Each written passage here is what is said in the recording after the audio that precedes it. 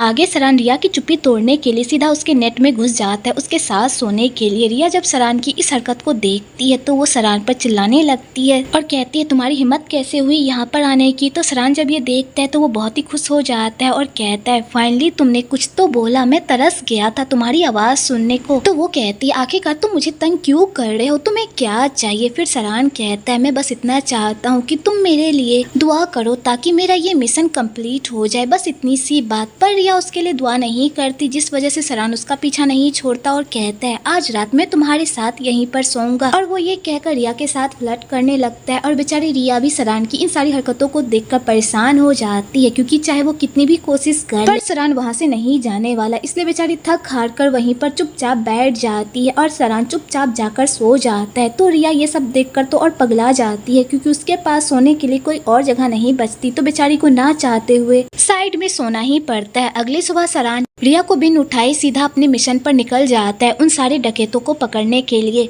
इधर पिम अपनी मॉम से मिलने के लिए हॉस्पिटल आती है तो मुखियाइन जब अपनी बेटी को सही सलामत देखती है तो वो बहुत ही इमोशनल हो जाती है और अपनी बेटी को अपने साथ रहने को कहती है। पर पिम अपनी मॉम की बात मानने से इनकार कर देती है क्योंकि वो अपने पति को छोड़कर कहीं भी नहीं रहना चाहती। तो उसकी मॉम कहती है तुम्हारा पति एक हत्यारा है, क्या तुम ऐसे इंसान के साथ रहना चाहती हो जो सिर्फ लोगों को तकलीफ देता है। अगर तुम ऐसे इंसान के साथ रही तो तुम्हारी लाइफ बर्बाद हो जाएगी। पर पिम अपनी मॉम की एक बात नहीं सुनती और वहाँ से जाने लगती है। तभी वहाँ पर उसके डैड भी आ जाते हैं और जब वो पिम को देखते हैं उसे देखते ही उन्हें मिर्गी का दौरा पड़ जाता है क्योंकि पिम ने जो रास्ता चुना होता है वो मुखिया को बिल्कुल भी पसंद नहीं होता। इसलिए वो अपनी बेटी को कहता है तुम एक नंबर की नकारा बेटी हो जिसने अपने माँ बाप के इज्जत को मिट्टी में मिला दिया। तुम्हारी वजह से तुम्हारा भाई अब इस दुनिया में नहीं रहा और तुम इतनी बेशरम हो कि अपने ही भाई के कातिल के साथ हंसी खुशी रह रही हो। आखिरकार तुम्हें उस इंसान के साथ नींद कैसे आ जाती है। तो पिम भी यहाँ पर अपने डैड को सुनाने से पीछे नहीं हटती और वो कहती है ये सब सिर्फ आपकी वजह से हुआ है। अगर आपने उस वक्त मेरे और उसके रिश्ते को मंजूरी दे दी होती तो आज मेरा पति डाकू नहीं बनता बल्कि वो इसी गांव में हमारे साथ रहता। और रही भाई की बात तो भाई के साथ जो भी हुआ वो सिर्फ आपकी वजह से हुआ है। अगर आपने जिद नहीं की होती तो आज हमारा भाई जिंदा रहता। ये सब आपकी वजह से हुआ है, इसलिए मुझ पर ब्लेम डालना बंद कीजिए। और इसी बात को लेकर दोनों बाप बेटी में बहस होने लगती है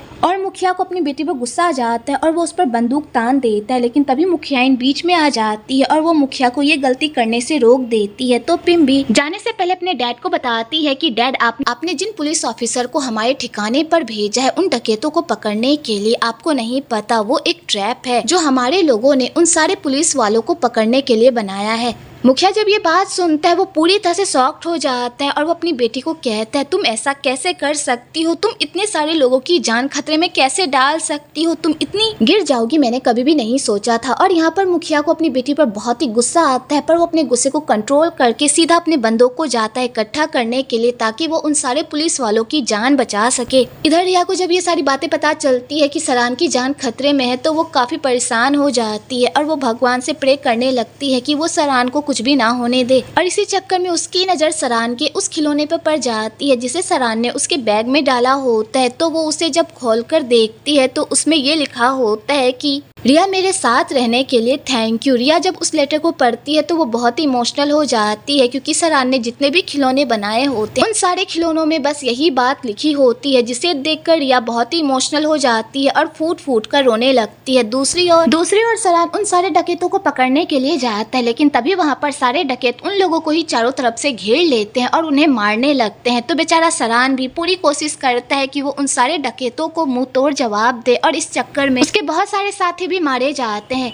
पर सरान यहाँ पर हार नहीं मानता बल्कि उन लोगों से जमकर लड़ता है और यहाँ पर वो एक डकैत को जान से मार डालता है और वो डकैत कोई और नहीं बल्कि पिम का हस्बैंड और डकैतों के सरदार का छोटा भाई बैंग होता है जिसे सरान अपने हाथों से जान से मार डालता है। इधर पिम जब अपने पति की ऐसी हालत देखती है तो वो पूरी तरह से टूट जाती है लेकिन वो डिसाइड कर लेती है कि जिसने भी उसके पति को जान से मारा है वो उसे मौत के घाट उतार कर रहेगी। आगे सारे लोग सही सलामत घर वापस आ जाते हैं। तो रिया जब जब सरान को सही सलामत देखती है तो वो राहत महसूस करती है और सरान को कहती है तुम ठीक हो ना। तो सरान कहता है हाँ मैं बिल्कुल ठीक हूँ, बस मेरे सर में थोड़ी सी चोट लगी है पर मैं बिल्कुल ठीक हूँ। लेकिन तुम्हें देखकर लग रहा है तुम बिल्कुल भी ठीक नहीं हो, लगता है मेरी फिक्र में तुम्हारी जान जा रही। तो वो ये सुनकर स्माइल करने लगती है। उसके बाद सारे गाँव वालों के सामने मीटिंग बिठाई जाती है क्योंकि उन लोगों ने सारे गाँव वालों से वादा किया होता है कि वो उनकी बेटियों को सही सलामत वापस लेकर आएगा। लेकिन सरान अपने इस मिशन में फेल हो जाता है जिस वजह से सारे गांव वाले काफी निराश रहते हैं और सरान से सवाल पूछने लगते हैं कि अब आगे वो क्या करने वाला है। तो सरान के पास भी इन सारे क्वेश्चन का कोई आंसर नहीं होता क्योंकि उसे खुद नहीं पता होता कि अब वो आगे क्या करेगा उन लोगों को पकड़ने के लिए।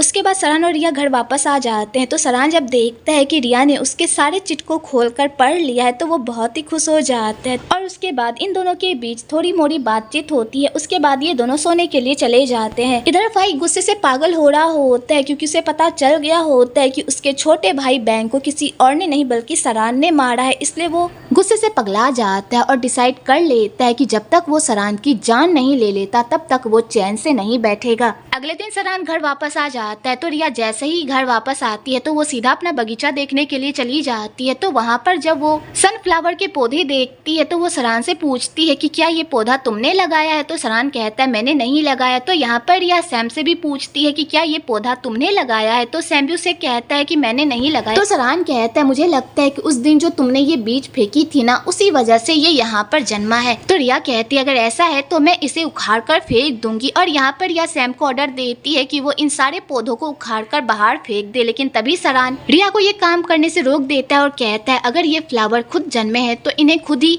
बड़ा होने दो, इन्हें हटाने की कोई जरूरत नहीं है। अगले दिन सरान को हेडक्वार्टर जाकर पता चलता है कि उसका ट्रांसफर हो गया है क्योंकि उसकी वजह से बहुत सारे पुलिस ऑफिसर मारे गए और ये मिशन भी फेल हो गया। इसी वजह से गवर्नर ने तुम्हारा ट्रांसफर करवा दिया है। सरान जब ये बात सुनता है वो पूरी तरह से शॉक्ड हो जाता है और अपने सर को कहता है कि सर प्लीज ऐसा मत कीजिए, अभी तक तो मैंने उन सारे डकैतों को पकड़ा भी नहीं है। मुझे पता है कि मुझसे थोड़ी भूल हो गई जिस वजह से बहुत सारे ऑफिसर मारे गए, लेकिन मैंने कुछ भी जानबूझकर नहीं किया, प्लीज मुझे एक और मौका दे दीजिए। पर उसका बॉस उसे कहता है प्लीज मुझे माफ कर दो सरान, मेरे हाथ में कुछ भी नहीं है। तो बेचारा सरान इस न्यूज को सुनकर सैड हो जाता है और घर जाकर पंचिंग बैग पर अपना सारा गुस्सा निकालता है। रिया जब सरान को इस तरह पंचिंग बैग पर अपना गुस्सा निकालते हुए देखती है तो वो सरान को समझाने की कोशिश करती है पर उसकी बातें सरान के दिल को ठंडक नहीं पहुंचा पाती क्योंकि सरान जिस फेज से गुजर रहा होता है उसके बारे में रिया अंदाजा भी नहीं लगा सकती। इधर दिया को जब सरान के ट्रांसफर के बारे में पता चलता है तो उसे बहुत ही बुरा लगता है, लेकिन तभी उसके दिमाग में एक आइडिया आता है कि वो इस मौके का इस्तेमाल करके सरान की लाइफ में अपनी जगह बना सकती है और रिया को हमेशा हमेशा के लिए उसकी लाइफ से बाहर निकाल सकती है। इसलिए वो अपनी चमची को कहती है कि मुझे गवर्नर की वाइफ से मिलना है, क्या तुम उससे मेरी मीटिंग फिक्स करवा सकती हो। तो उसकी चमची कहती है हाँ जरूर। अगले दिन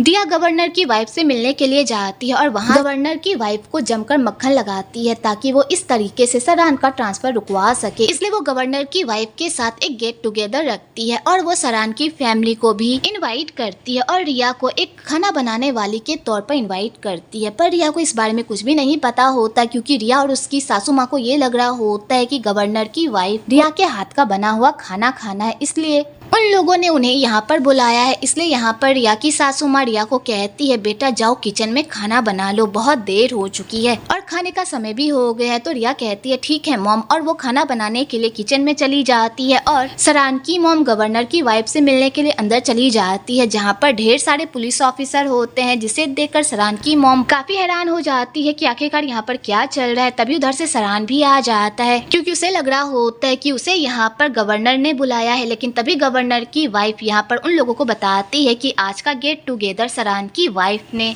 अरेंज किया है, जिसे सुनकर सरान पूरी तरह से शॉक्ड हो जाता है। तभी वहाँ पर दिया की एंट्री होती है जो सरान की वाइफ बनकर वहाँ पर आती है और सारे लोगों के सामने ऐसा प्रिटेंड करती है कि जैसे वो सरान की लीगल वाइफ हो। सरान जब ये बात सुनता है तो वो सबके सामने ये बात कहने ही वाला होता है कि दिया उसकी वाइफ नहीं है, लेकिन तभी दिया उसे इमोशनली ब्लैकमेल करती है और कहती है क्या सच में मैं तुम्हारी वाइफ नहीं हूँ? अगर तुमने कुछ भी कहा तो मैं भी सबको बता दूंगी कि मैं किस मायने से तुम्हारी वाइफ हूँ। और यहाँ पर दिया ये कहकर गवर्नर को पटाने लगती है। तो सरान को ये सब बिल्कुल भी अच्छा नहीं लगता और वो कुछ कहने ही वाला होता है, लेकिन उससे पहले ही उसका ऑफिसर उससे चुप रहने को कहता है क्योंकि ये मामला उसके लिए बहुत ही इंपॉर्टेंट होता है। क्योंकि अगर गवर्नर के सामने उसके इमेज की धज्जियां उड़ गई तो उसका ट्रांसफर कभी भी नहीं रुक पाएगा। इसलिए उसका ऑफिसर भी उसके झूठ में हाँ में हाँ मिला देता है और सबके सामने दिया को ही उसकी वाइफ बताता है। तो उसकी मॉम भी कहती है बेटा जो हो रहा है उसे होने दो, अगर तुमने कुछ भी कहा तो बातें बिगड़ सकती है। तो बेचारे सरान को मजबूरन चुप रहना पड़ता है। उसके बाद दिया अपनी चुपड़ी चुपड़ी बातों से बहुत ही मनाने की कोशिश करती है और वो गवर्नर भी दिया की बातों से मान जाता है और सरान का ट्रांसफर रोक देता है, जिसे देखकर सरान बहुत ही खुश हो जाता है क्योंकि वो किसी भी कीमत पर इस ट्रांसफर को रोकना चाहता था ताकि वो उस डाकू को पकड़ सके। इधर दिया की चमची दिया के कहने पर जानबूझकर रिया को ये सब कुछ दिखाती है और यहाँ पर रिया को एहसास दिलाने की कोशिश करती है कि सरान की लाइफ में उसकी कोई जगह नहीं है और ना ही उन दोनों का कोई मैच है क्योंकि वो सरान के लिए कुछ भी नहीं कर सकती। रिया जब ये सब कुछ देखती है तो बेचारी बहुत ही रोने लगती है और बेचारी रोते हुए वहाँ से चली जाती है। तभी वहाँ पर सरान आ जाता है और रिया को अपने साथ ले जाने लगता है ताकि वो सबको बता सके कि दिया उसकी वाइफ नहीं है बल्कि रिया उसकी वाइफ है। और वो ये कहकर रिया को वहाँ से ले जाने लगता है, लेकिन तभी रिया उसे रोक देती है और कहती है मैं वहाँ जाकर क्या करूँगी, मेरी वहाँ पर कोई जगह नहीं है, मेरी जगह तो बस किचन में है, मैं तो बस किचन के लिए ही बनी हुई हूँ। तो सरान कहता रिया तुम क्या बात कर रही हो, ऐसा कुछ भी नहीं है, वहाँ जो भी हुआ वो मेरे कंट्रोल में नहीं था, मुझे कुछ भी नहीं पता था, अगर मुझे इन सब के बारे में पता होता तो मैं ये सब होने ही नहीं देता। और यहाँ पर सरान रिया को सारी बातें बताने लगता है। तभी वहाँ पर दिया जाती है और सरान को कहती है तुम सबको सच्चाई बताना चाहते हो ना तो जाकर सबको बता दो, लेकिन तुम्हें सबको मेरी भी सच्चाई बतानी होगी कि आखिरकार मैं तुम्हारी वाइफ किस तरह से हूँ। अगर तुमने अंदर जाकर सारी सच्चाई बता दी तो उसके बाद पता है क्या होगा, गवर्नर का तुम पर से भरोसा उठ जाएगा और तुम जिस ट्रांसफर के रुकने की खुशियाँ मना रहे हो वो एक पल में चली जाएगी, क्या तुम ये चाहते हो। तो सरान को दिया पर बहुत ही गुस्सा आता है और वो दिया को कहता है अपना मुंह बंद रखो, ये सब तुम्हारी वजह से हुआ है। पर दिया अपना मुंह बंद नहीं रखती बल्कि सरान को इमोशनली ब्लैकमेल करने लगती है और रिया को भी नीचा दिखाने लगती है। तो रिया को ये सब बिल्कुल भी अच्छा नहीं लगता और वो सरान को कहती है जो होना था सो हो गया, अब मैं और कोई तमाशा नहीं चाहती, प्लीज मुझे यहाँ से जाने दो। और रिया ये कहकर वहाँ से चली जाती है। तो सरान को रिया के लिए बहुत ही बुरा लगता है पर वो रिया के लिए कुछ भी नहीं कर पाता और ना चाहते हुए उसे दिया के साथ डिनर में जाना पड़ता है, जहाँ पर सारे लोग दिया की खूबसूरती और उसके टैलेंट की काफी तारीफ कर रहे होते हैं, जिसे सुनकर सरान को बिल्कुल भी अच्छा नहीं लगता क्योंकि उसे रिया के लिए बुरा लग रहा होता है। आगे रिया जैसे ही घर आती है तो अरुण उसे बताता है कि उसकी बहन की शादी होने वाली है और वो लोग चाहते हैं कि मैं तुम्हें घर वापस लेकर आऊं। तो रिया जब ये बात सुनती है तो वो कहती है ठीक है मैं जाऊंगी, लेकिन उससे पहले मुझे अपनी सासू माँ और सरान से पूछना होगा, उनसे परमिशन लेकर ही मैं तुम्हारे साथ चलूंगी। तो अरुण यहाँ पर रिया को भड़काने लगता है और कहता है तुम्हें उनसे परमिशन लेने की क्या जरूरत है, मुझे पता है तुम दोनों का रिश्ता बस जबरदस्ती का रिश्ता है, इस रिश्ते में कोई सच्चाई ही नहीं है, तो फिर इसमें परमिशन लेने की क्या जरूरत है। तो बेचारी रिया भी ज्यादा नहीं सोचती क्योंकि आज जो उसके साथ हुआ होता है उस वजह से वो काफी टूट गई होती है और ऊपर से उसकी बहन की शादी भी होती है, इसलिए वह अरुण के साथ जाने के लिए हामी भर देती है। इधर सरान जैसे ही डिनर से वापस आता है वैसे ही मेनका उसे बताती है कि रिया अरुण के साथ घर वापस चली गई है, जिसे सुनकर सरान का पारा हाई हो जाता है कि रिया उसे बिना बताए अरुण के साथ कैसे जा सकती है। पर दिया ये बात सुनकर काफी खुश हो जाती है कि फाइनली दिया को अकल आ गई और वो उसके रास्ते से हट गई और वो यही सारी बातें सोच सोच कर काफी खुश हो रही होती है। पर सरान को काफी गुस्सा आ रहा होता है रिया पर, इसलिए वो अपना गुस्सा शांत करने के लिए जमकर फायरिंग करता है, जिसे देखकर सरान की मॉम को बिल्कुल भी अच्छा नहीं लगता। इसलिए वो दिया को कहती है अब तुम्हारे कलेजे में ठंडक पड़ गई, मेरे बेटे का घर तोड़कर तुम तो यही चाहती थी ना कि रिया कब यहाँ से चली जाए, लो अब खुश हो जाओ, रिया यहाँ से चली गई है। और उसकी मॉम ये कहकर गुस्से से वहाँ से चली जाती है। तो दिया सरान की मॉम को फिर से मैनिपुलेट करने के लिए जाती है और वहाँ जाकर फिर से अपना रोना स्टार्ट कर देती है कि वो सरान से बहुत प्यार करती है, उसने सरान को छोड़कर बहुत बड़ी गलती की है, लेकिन अब उसे अपनी गलती का एहसास हो गया और वो सरान को दोबारा हासिल करना चाहती है। और रही रिया की बात, तो रिया और सरान एक दूसरे से प्यार नहीं करते थे, इसलिए उन दोनों का अलग हो जाना ही ठीक है। और यहाँ पर दिया फिर से अपनी सेल्फिश गिरी झाड़ने लगती है, जिसे सुनकर सरान की मॉम पूरी तरह से शॉक्ड हो जाती है क्योंकि अब जो भी होगा वो सरान की मर्जी से ही होगा। अब सरान ही डिसाइड डिसाइड करेगा कि वो रिया के साथ रहना चाहता है या दिया के साथ। उसके बाद दिया सरान के पास जाती है और वहाँ जाकर फिर से उसे अपनी चुपड़ी चुपड़ी बातों में फंसाने की कोशिश करती है कि वो रिया का पीछा छोड़ दे, क्योंकि रिया उसे प्यार नहीं करती थी बल्कि अरुण से प्यार करती थी, इसलिए वो अरुण के साथ चली गई। सरान उसे उसकी लाइफ जीने दो, हम अपनी लाइफ जीते हैं। मुझे पता है कि तुम अब भी मुझसे बहुत प्यार करते हो, मैं भी तुमसे बहुत प्यार करती हूँ और मैं तुम्हारे साथ यहाँ पर तुम्हारी वाइफ बनकर रहना चाहती हूँ और अपनी लाइफ अच्छे से जीना चाहती हूँ। इस बात पर सरान उसे कहता है तुम्हें तो मेरी ये नौकरी बिल्कुल भी पसंद नहीं थी, तुम हमेशा से चाहती थी कि मैं ये नौकरी छोड़ कोई बिजनेस स्टार्ट कर लूँ, अचानक तुम्हें मेरे इस जॉब से इतना प्यार कैसे हो गया। फिर दिया कहती है वक्त सबको बदल देता है सरान, तुमसे दूर होकर मुझे एहसास हुआ कि मैं तुमसे कितना प्यार करती हूँ, इसलिए अब हमारे पास एक मौका है, चलो इस मौके का फायदा उठाएं और फिर से एक हो जाएं। आज मैं तुम्हारा अपने घर में इंतजार करूंगी क्योंकि आज से ही हमारे इस रिश्ते की नई शुरुआत होगी। और यहाँ पर दिया सरान पर अपना प्यार थोप कर चली जाती है और सरान चुपचाप उसकी सारी बातें सुन लेता है और कोई रिप्लाई नहीं करता।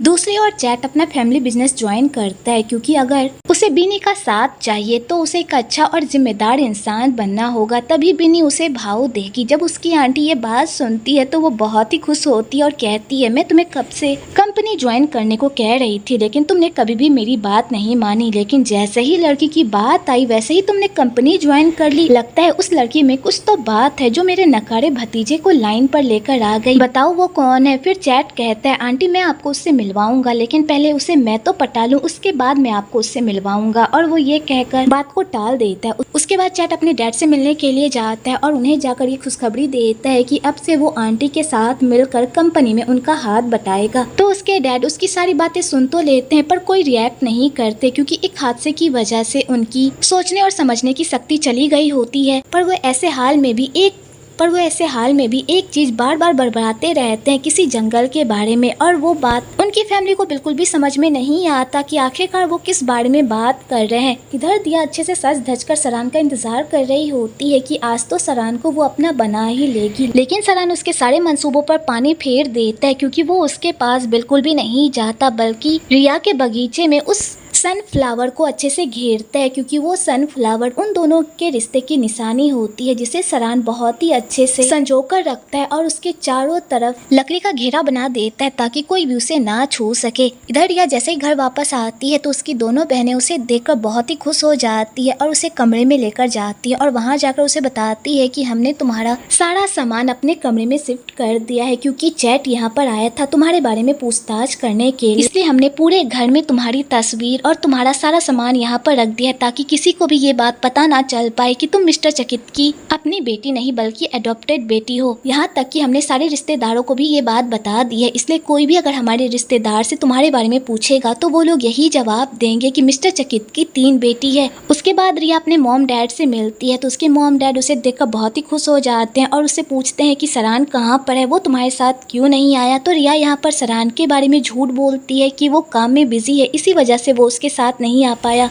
अगले दिन रिया सरान से मिलने के लिए सीधा उसके घर जाती है ताकि वो उसे ये पूछ सके कि कल रात वो उससे मिलने के लिए क्यों नहीं आया, लेकिन वहाँ जाकर उसे पता चलता है कि सरान तो अपनी वाइफ को लेने के लिए उसके घर चला गया है, जिसे सुनकर दिया का पारा हाई हो जाता है कि सरान उसके साथ ऐसा कैसे कर सकता है, मैं सरान से इतना प्यार करती हूँ, क्या उसे मेरा प्यार दिखाई नहीं देता। आखिरकार उस रिया में ऐसा क्या है जो मुझ में नहीं है, जो उसने मुझ जैसी टैलेंटेड लड़की को छोड़कर उस जैसी गवार को चुना। और वो यही सारी बातें कह कहकर फूट फूट कर रोने लगती है।